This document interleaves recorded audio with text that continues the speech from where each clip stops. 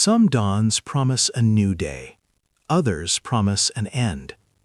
In the gloomy days of late October 1978, the port town of Nome, Alaska, was a place on the world's edge, where a low, gray sky hung heavy with salt and foreboding.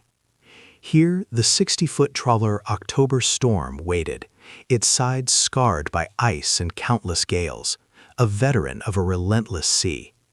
Her captain was a man forged by the same unforgiving waters. 47-year-old Richard Dick Harper, his face a map of wrinkles, had eyes the color of Bering Sea steel. They were eyes that had seen too much: lost comrades, broken nets, and waves that sometimes whispered like human voices. Duty in desperation called his crew. The crab season was a high-stakes gamble against nature, where one successful haul could feed their families through the brutal Alaskan winter. 15 men answered the call. They were a mix of raw hope and hard experience. Men like 20-year-old Jamie O'Rourke, a rookie whose hands were not yet calloused by rope, stood alongside 60-year-old mechanic Tom Keller, whose fingers were a single, solid callus. They boarded with a fragile faith in their captain's skill and the promise of a bounty from the deep. But what can skill truly stand against when the sea itself decides your time is up?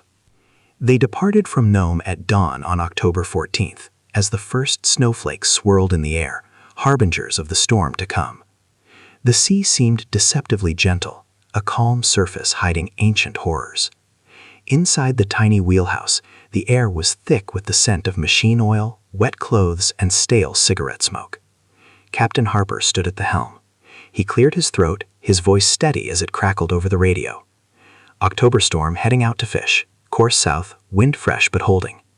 His words were a confident mask for the chill that had nothing to do with the -5-degree air. It was a primal sensation, a deep, unsettling feeling that invisible eyes were watching from the depths, biding their time.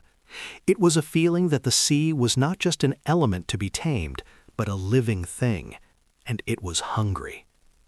50 miles from the Alaskan shore, the world shrinks to wood, steel, and water.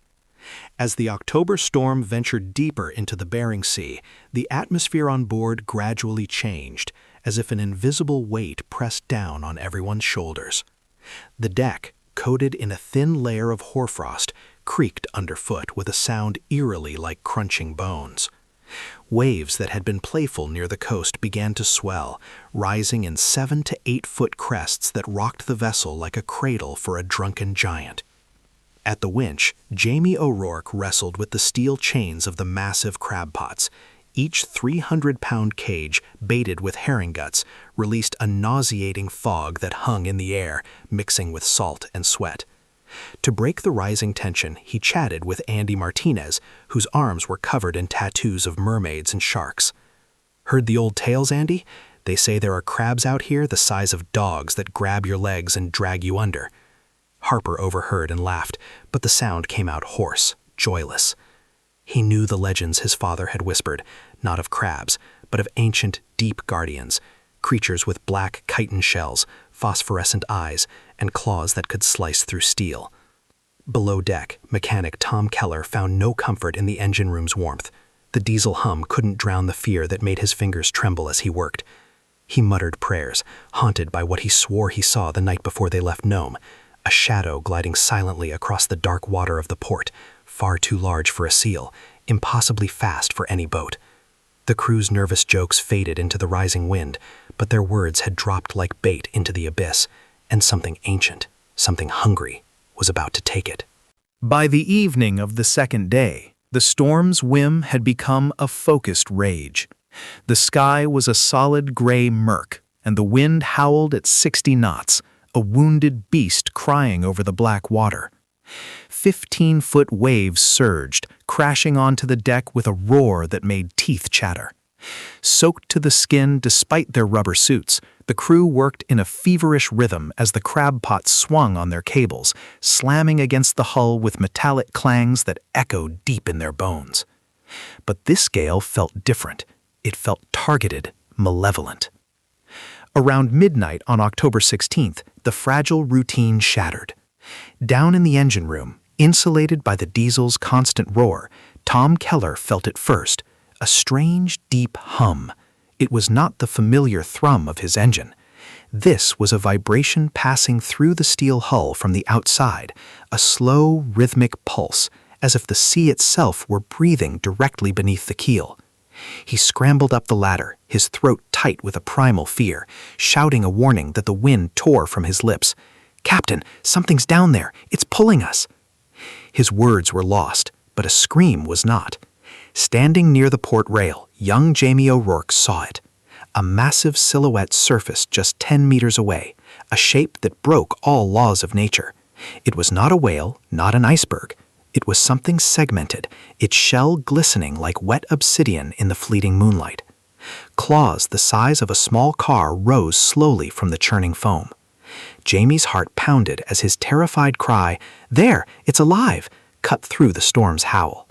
At that instant, the others rushed to the rail, their faces distorted in a shared horror. The silent watch was over. The hunt had begun. The creature began circling, its movements graceful yet relentless. Richard Harper grabbed the radio, his fingers slipping on the controls. Mayday, Mayday, October storm, position 64 north, 168 west. Something attacking us. Repeat, a living creature is attacking us. The connection hissed with interference. The voices on the other end drowned in a static that sounded unnervingly like hundreds of whispering voices. Andy Martinez fired the signal pistol, its crimson flare a fleeting star against the oppressive dark. For one horrifying second, the light illuminated a ghastly tableau. Not one creature, but a swarm. Dozens of armored horrors, each 20 feet long, swarmed the trawler, their eyes burning with a sickly green phosphorescence. Massive claws tore at the steel crabpot cables, snapping them with shrieks of tortured metal. The attack turned from a terrifying siege into a brutal harvest. Tom Keller, scrambling on the ice-slick deck, slipped near the rail. In that instant, a single immense claw surged from the black water, gripping his leg with an audible crunch of bone. He was gone in a heartbeat, his short, gurgling scream swallowed by the waves. Panic became a living thing on deck. From the creature's needle-toothed maws came bubbling sounds, a horrifying parody of speech that scraped at the edge of comprehension. "Join us. Deeper." They were not mere beasts. They were sentient hunters, their whispers penetrating minds, dissolving courage into pure animal fear. The swarm was merely a herald for its sovereign. From the blackest abyss rose the queen, a 50-foot titan of chitin and malice, its shell etched with glowing veins of phosphorescent green. Its claws seized the trawler's bow, shaking the vessel with a godlike fury that sent men sprawling. Lamps in the wheelhouse burst, plunging the deck into a nightmare of strobing lightning and profound darkness. Gripping the helm, Captain Harper watched his world end. He saw Jamie O'Rourke snagged by a claw that tore through his suit as if it were paper, dragged toward a gaping maw where his scream was swallowed by a wet, chomping sound. Andy Martinez leaped overboard with a knife, but the water closed over him, and a sickening crunch, like a great tree snapping, echoed from the depths. The others fell, their resistance utterly broken. The whispers in Harper's mind became a singular, deafening command.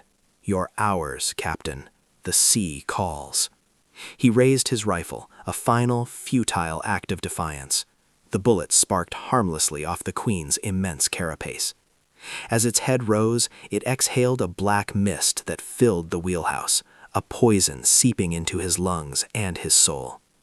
Visions assaulted him, his family on shore, their faces twisted in grief, already mourning him. With his last ounce of strength, he activated the ship's distress beacon. Then the claws crushed the bridge, metal screaming its death cry, and Richard Harper was pulled into an eternal, cold darkness where the deep guardians held their silent court. At dawn on October 17th, the Coast Guard found the October storm drifting 15 miles from Nome. They boarded a ghost ship. The engines hummed a steady rhythm, the crab pots hung full, their heavy treasure untouched. A strange smell, like rotten eggs and bitter fish oil, permeated the cold air. But of the 15 men, there was no sign. No bodies, no blood, no trace of a struggle. Only deep, arcing gouges scarring the hull, marks inconsistent with ice or rock, looking for all the world like they were made by colossal claws. The official investigation spoke of a rogue wave, of mass hypothermia, of shared delusion. But the people of Nome knew better. The old Aleut fishermen whispered the truth. The sea took them. In the months that followed, the wives of the lost crew reported haunting dreams of their men, changed, with chitinous skin and glowing green eyes, beckoning from a lightless abyss.